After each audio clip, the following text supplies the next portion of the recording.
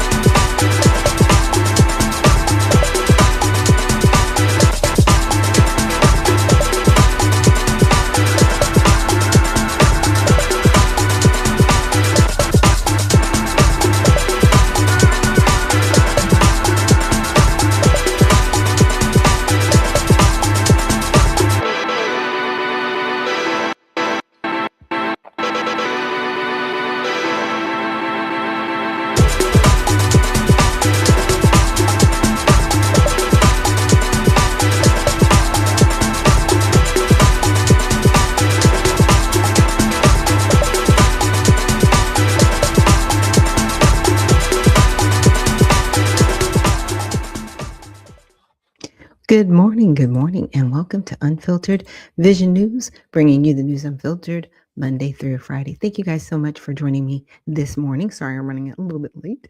Um, there are some videos I really needed to get together to share with you guys. But let's start out with our morning affirmation and honoring God with our body. So, God, please guard our mind and our thoughts. God, help me to fix my thoughts on what is true and honorable and right and pure and lovely and admirable.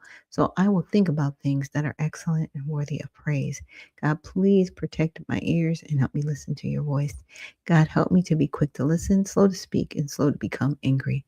God, please protect my eyes from sin's damage. God, I make a covenant with my eyes not to look lustfully. God, please speak life over my mouth. God, set a guard over my mouth. Lord, keep watch over the doors of my lips. God, please help my hands to serve generously. God, help me to do good to everyone, and especially to those who belong to our family in the faith. And God, please protect my reproductive organs. God, please help me to honor you with purity. God, help me to honor you with my body. And God, please protect our feet as we walk along your path. God, please let your word be a lamp for my feet and a light on my path.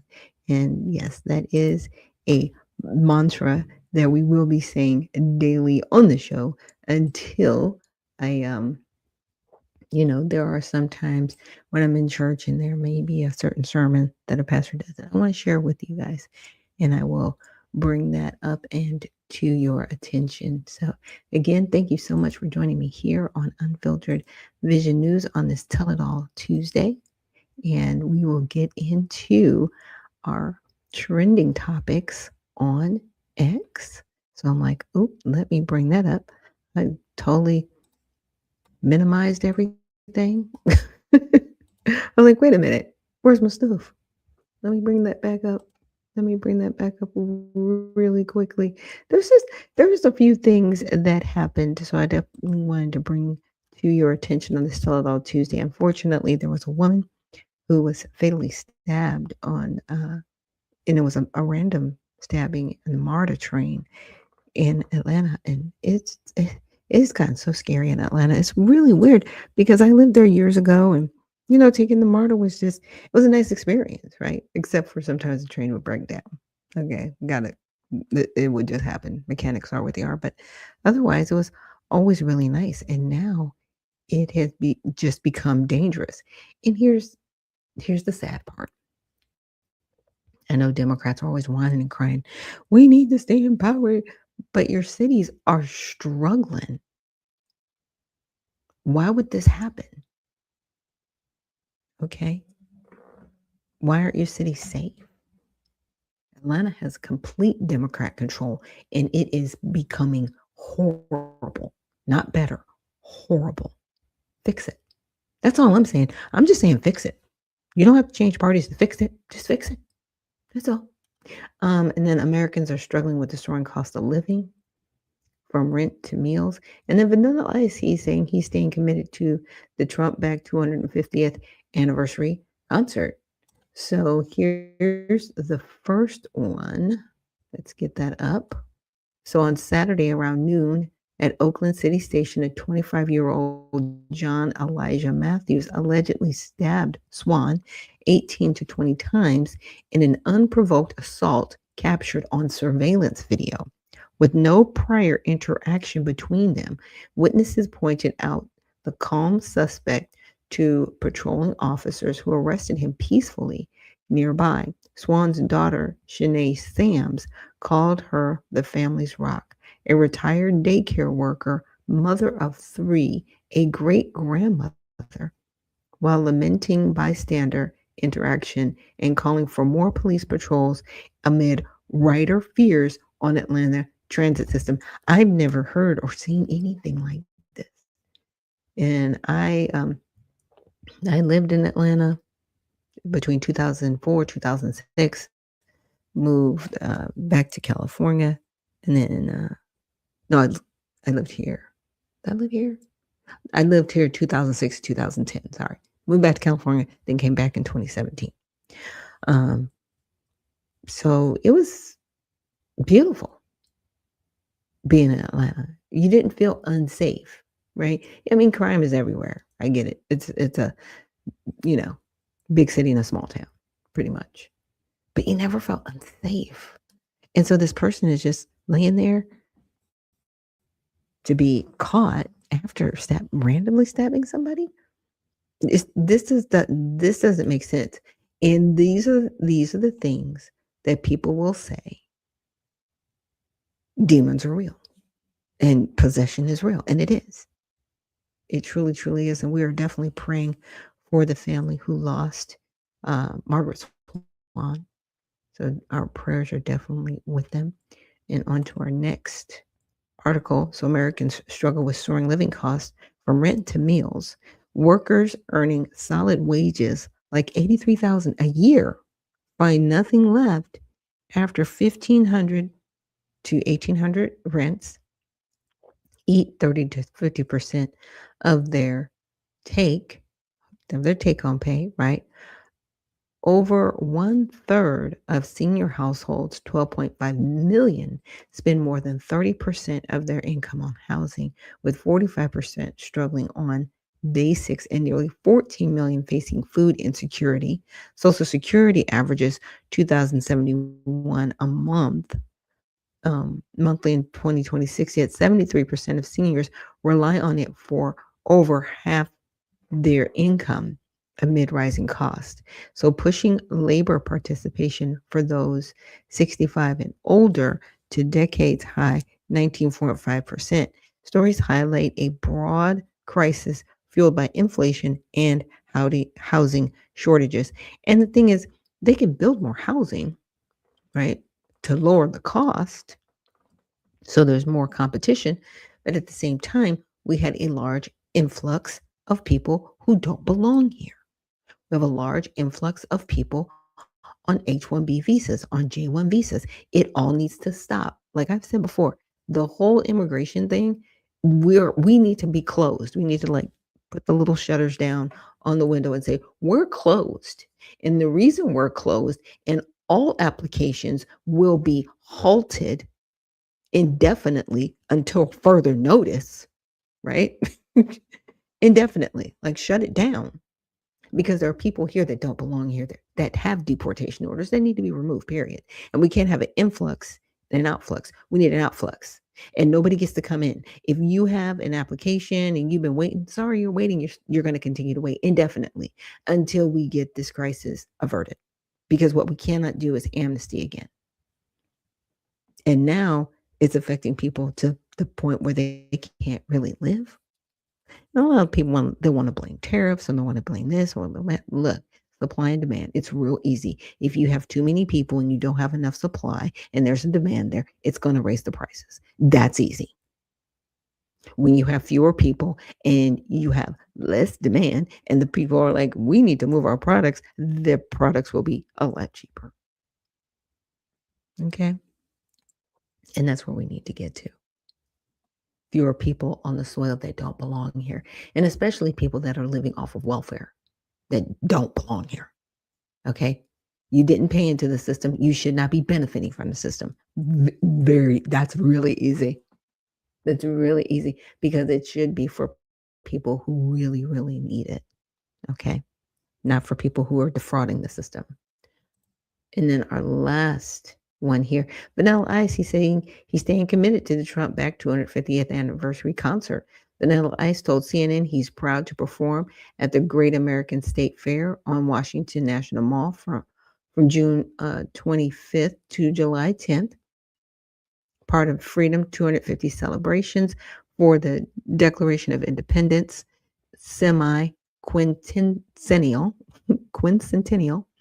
Several artists like Martha McBride, Bret Michaels, Young MC, the Commodores, and Morris Day and The Time withdrew last week, citing concerns the event turned political despite nonpartisan promises. The festival, organized by a Trump administration linked group, faces questions over $68 million in federal grants amid overlaps with the bipartisan 250 commission, while President Trump mocked the dropouts and suggested a patriot rally instead. Let's not do a patriot rally. If this is really going to be about celebrating America, the 250th, it shouldn't be associated with anybody political. Right? And it definitely should be open to all political parties that are participating. I'm the founder of the Redemption Party. You know, maybe if I know some people that are members of the Redemption Party, which I do, that are in the Maryland area, it'll be like, hey, please show up. Wear your Redemption Party hats and t-shirts and let people know about the Redemption Party while we're celebrating 250 years. That's it. This just needs to be a nonpartisan celebration. Period. The end. And people trying to make this about our current president is wrong. Now, if our current president is like, hey guys, we need to rally around, we need to celebrate. If he's saying that, okay, stop crashing out. Because we should be celebrating. Period. But you want to crash out because you have nothing better to do. Usually, most empires, they're destroyed by this time. You're usually destroyed by 200 years. And usually in 200 years, it starts to devolve into complete chaos. And we are in chaos. But a lot of this chaos is it's demonic. And people have allowed demonic behavior and coddled it. And when you do that with sin and it gives full birth, it becomes something you don't want to tangle with. It really, really does. Now, there was an article on All Sides that I wanted to get into, and it says the federal court rules Trump ban on trans service members is unconstitutional. Now, that's really strange, in my opinion, because first of all, the contract, and we'll get into this further, the contract that those members sign, they're signing and attesting that they are who they say they are according to their birth records. So if a man is born a man, he cannot be calling himself a woman and try to get into the army. Period. So a federal judge on Monday ruled that President Trump's ban on transgender individuals serving in the U.S. military was unconstitutional. First of all, there's nothing about transgenders in the Constitution, so it can't be unconstitutional. Y'all are weird. And I have to really see where they're talking about this being unconstitutional. So left and right-leaning outlets differed in which perspectives they amplified, with left-leaning outlets more often contextualizing the ban within a broader targeting of transgender groups. So here's the details. In a 2-1 decision, the D.C. Circuit Court of Appeals ruled the policy was likely unconstitutional. That doesn't mean it is, because there's no supremacy clause anywhere on this. What are you talking about? See, that's what. Anyway, let me stick to the script. Okay, so though the ruling only applied to the 28 plaintiffs who sued the Trump administration, the Pentagon can still prevent transgender individuals from enlisting in the military. In a written opinion, Judge Robert L. Wilkins wrote the government had shown little evidence that transgender troops harm military operations, and that instead the Trump administration seemed driven by bar the bare desire to harm a politically unpopular group. So what is this really about? It's about politics. Come on. Come on. Bias by viewpoint placement. Many outlets on the left primarily shared perspectives of the plaintiffs, their lawyers, and the LGBTQ organizational leaders. The Guardian, ABC News included quote from the Defense Secretary Pete Hegseth saying, "See you at SCOTUS." In response to the ruling, outlets also emphasized harm and uncertainty faced by transgender service members following the ban. New York Times that leans left included the roles that the 4,200 openly transgender service members hold in military, including pilots, nuclear engineers, doctors, intelligence analysts, and more. It also quoted one of prosecuting lawyers saying the ruling will have an immediate positive impact on the lives of people who just want to serve their country, but have been through a long um, dispiriting ordeal. So a split decision. Outlets on the right often led with the decision being split. One of the judge's arguments, many right-leaning outlets primarily noted that the Trump administration hadn't shown sufficient evidence that transgender personnel harm national security, and also quoted the dissenting judge saying the decision of who serves in the military is up to Congress and the president. Interesting. So Just the News that leans right, Place that leans right, emphasized that the ban on new transgender enlistees still holds. Just the News wrote the ban was part of the War Department's attempt to remove woke elements from the military. Outlets across the political spectrum mentioned that the two supporting judges were appointed by former presidents Obama and Clinton. Interesting. So Hegseth signed a memo May 2025 that gave active component transgender service members 30 days to voluntarily leave the military or be forced out. Those in the National Guard and Reserve were given 60 days. Okay, so I took it a step further and I wanted to check in with Grok, and I said, has the military contract, because there is a contract that each service member signs, changed, I meant to say changed, or been updated to allow individuals born as one biological sex be allowed to serve in the military under a different sex that does not match their birth certificate? No, the military has not updated to allow that. In fact, it moved in the opposite direction. It's never been allowed. And let's get into it, right? So, under President Trump's Executive Order 14183, prioritizing military excellence and readiness, signed January 27, 2025, so that was last year, and subsequent Department of Defense guidelines issued in February of last year, individuals with a certain or history of gender dysphoria, right, or who exhibit symptoms consistent with it are generally disqualified from service because it is a mental disorder. It is.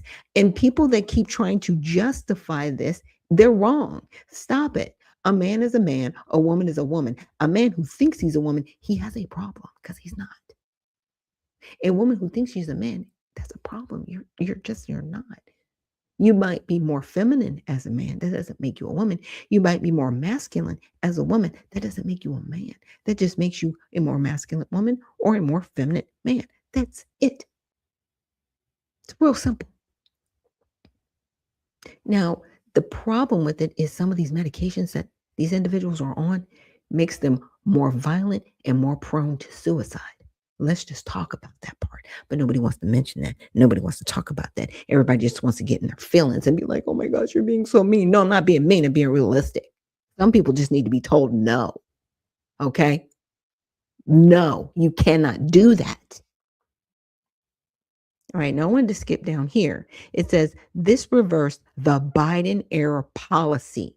Policy are not laws because they can be reversed because they're policies. Okay? 2021, early 2025, which had allowed transgender individuals to serve openly in their identified gender with some medical and administrative requirements. Yeah. And I don't know if anybody remembers Tuberville fighting against. He was like, yeah, I don't care what you want to do, but you're not going to have us pay for it. Does anybody remember how I think there was like somebody that they were trying to get passed by the Senate, and Tuberville kept holding out. And I want to say it was like the Navy or, certain parts of the military, they didn't have anybody to that was an authority over them because they refused, because Tuberville was like, no, you need to fix this. You need to change what you're talking about. These individuals that want to be allowed transitional surgeries, the government's not paying for that. And the government's not going to pay if you want to, end a pregnancy early. The government's not going to pay for that, even if you're in the military. Yeah, it was a really sticky point. You guys might want to look it up. It was crazy, but it happened. Okay. So now new ascensions. Transgender individuals are largely barred. Narrow waivers may exist in very limited cases for those who have not transitioned, have been stable in their biological sex for at least 36 months, and are in critical roles and agree to adhere fully to biological sex standards. Current service members, many face separation discharge processes. Voluntary separation windows were offered, followed by involuntary separations. Some court challenges have provided temporary protections for certain service members, but the overall policy and ban on new transgender service remain in effect. And guess what? I'm okay with it. I don't want people serving this country who are confused about who they are. I don't want to see people being taken advantage of. I just don't. Stop. You can do many things, but serving this country and you're confused about who you are, you can't. You're not fit. You are not fit for service. And I've worked in a military medical squadron, and I saw, the different, physical exams that they would have to give and making sure that they were mentally fit and ready for all of these things. No, you can't. You can't. It's not proper. It isn't right. And no.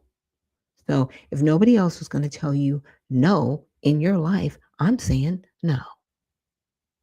I am in a support of a ban like this because you have to be on medications, again, that lower your inhibitions and make you more of a risk to the individuals around you. So that is a national security risk. No, you are not fit for service, and you need to find something else to do. Now, there are government contracts you can get to help the government, but you're not going to be working for the government in that capacity. Absolutely not. Absolutely not. Not to protect our country, because you're too volatile. And you, again, not mentally fit. It's not the way anybody wants to see this going. Now, with that, we're going to get into Kathy Hochul and her writing of anti-ICE laws, which I'm like, what is she doing now? Today that she says will protect New Yorkers against aggressive immigration enforcement, including a mask ban. News 4's Erica Byfield was there for the signing and has a closer look at the new laws. The governor thinks that what she did is going to get some pushback, but she says she's doing it because she thinks it's right, and she's also hoping that other states will follow New York's lead. The immigration debate rages on. This group showed up at the governor's office out of frustration, thinking that Kathy Hochul isn't going far enough to protect immigrants. Just hours earlier, we were with her. This is an important day for our state. On Friday, she held an intimate roundtable discussion with religious leaders, community advocates, and everyday New Yorkers ahead of signing sweeping legislation, taking on the Trump administration's immigration policies. And I'm really proud of this day.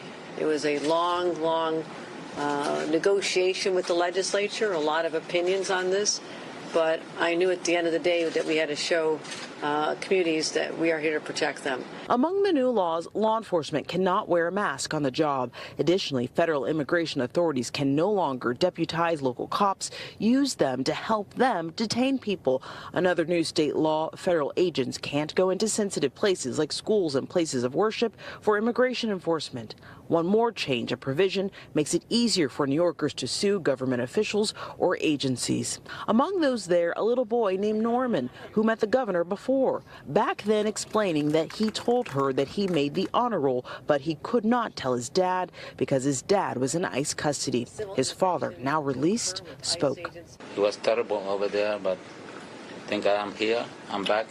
Thank you, and thank you everything. I started crying when Norman told me your story. So Oh, thank you. it was so emotional. The governor stressed that New York is not a sanctuary for dangerous criminals. She sees the state as a place for anyone trying to better themselves, saying that she's ready if the feds challenge any of these laws, including that mask ban. This will be the law of the state of New York, and they're required to follow it. If there's litigation, we'll be ready to fight that, to stop it. There are reports that DHS is going to challenge this mask ban. We've reached out. We've yet to hear anything back. Let's zero in just a little bit more on the details of this. It applies to state, federal, and local law enforcement, and it goes into effect 30 days from today. Erica Piper, News 4, New York. Well, see, again, for me, I'm not going to get my hands dirty if I'm the head of DHS. I'm just going to give this the governor and, other areas where I know that there are dangerous individuals that we're trying to get and they're hiding in the state, right? I'm going to say, okay, you've got 30 days to get these individuals who have deportation orders, by the way, and turn them over to us. And if you refuse, you will be going to federal prison under Title 8, Section 1324, harboring illegal aliens. And then to that, with you saying what federal agents can and cannot do with this mask ban, we are going to sue you and also send you to jail for interfering with federal agents in the line of duty. That is Section 18. I'm sorry, Title 18, Section 111, where you cannot interfere in their job. They are over you. So they're making these policies and these laws and all this. You're going against your own constitution. You do realize that right now. You've opened it up so people can sue the government. That means they can sue you too, Ms. Hochul, for harms that you have caused them, for allowing people who are not citizens here to mess with their lives. What about that? Where are we with that? See, nobody wants to talk about that. And those are the bigger questions that I have. There are a few other stories I wanted to get into. I'm not going to get into them because my time is almost up. I've been trying to really keep it at 30 minutes. But thank you guys definitely for joining me here. So some of the other topics I wanted to get into, apparently AOC, she did a short speech in front of a Muslim men, and she wore a covering. Right. It was kind of a hijab. And it's like there were no other women there. And there's a reason for that, because that's not how they get down in the Muslim community. They don't really like women. I think they hate women. They just use them like chairs. And that's just my opinion. And then the next article was about Kemp and a current, let's see, congressional candidate, and that candidate's brother has a large contract in the state of Georgia with security. right? Because he was an old friend of Kemp's, and so he's gotten over $20 million in contracts and everything like this. And now everybody's like, "Oh my gosh, I can't believe this is happening." This happens all the time. Stop being so shocked. Whatever. And then the last story was about Dayton, Ohio, and now they have Flock, Flock. I don't know if anybody else has seen these cameras, but they put them in all around the country. They didn't really tell anybody, and then it was like the surveillance was going on. They already use satellite surveillance beyond Flock that can see through walls. What do you think this 5 and 6G is about? And you're talking about these Flock cameras. You need to take them down. Okay, they can take them down. They can still see what you're doing because you still have your phone, so they can still hear you. So, you know, there are just things that we need to be outraged about, and then some things I'm just like, really, this is what's doing it for you. But okay, but I'll leave those links so you guys can watch those videos. But thank you so much for joining me here on Unfiltered Vision News for this Tell It All Tuesday, and we'll be back tomorrow with Women in Wellness Wednesday. So remember, stay well, stay focused, and stay unfiltered. We'll see you in the next one.